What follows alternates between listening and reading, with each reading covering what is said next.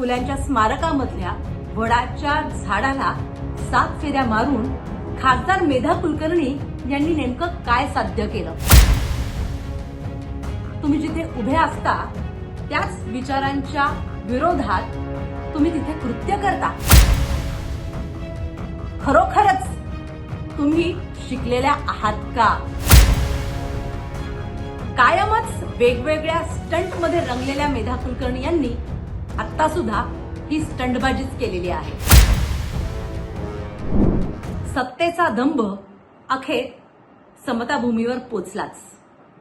कोथरूडमधली वडाची झाडं गायब झाल्यामुळे मेधा कुलकर्णी यांना खास महात्मा फुले स्मारकात जाऊन वटपौर्णिमा साजरी करावी लागली.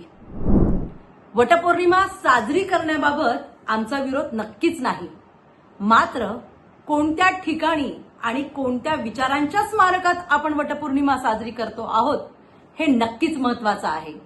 ज्या महात्मा ज्योतिबा फुले यांनी कर्मकांड, अस्पृश्यता, स्त्री पुरुष समानता या गोष्टींसाठी अवघड जीवन वाहिलं, कायमच या गोष्टींसाठी आग्रही राहिले, त्यांच्या विचारांची प्रतारणा करून फुलेवाडेमधल्या फुल्यांच्या स्मारकामधल्या वडाच्या झाडाला 7 फेऱ्या मारून खासदार मेधा कुलकर्णी यांनी नेमकं काय साध्य केलं?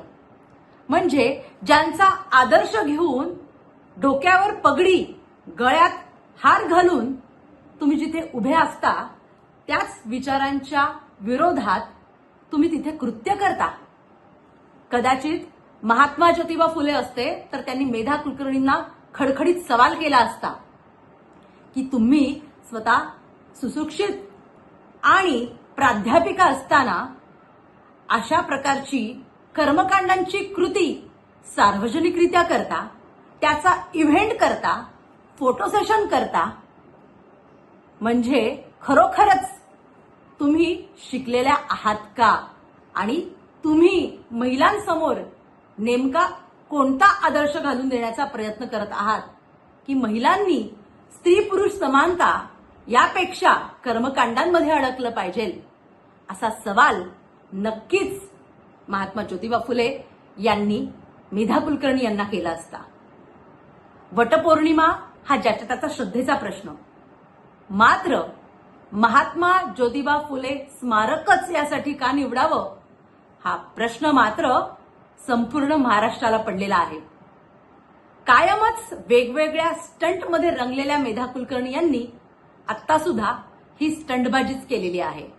त्यांना ना बहुजनांबद्दल प्रेम आहे, ना ज्योतिबा फुले यांच्याबद्दल काही त्यांच्या आदर्श विचारांबाबत घेणं देणं, मात्र आपल्या स्वतःच्या प्रसिद्धीसाठी कुठेतरी कायम धडपड करणं, प्रयत्नशील राहणं यासाठी मात्र त्या कायम अग्रेसर असतात.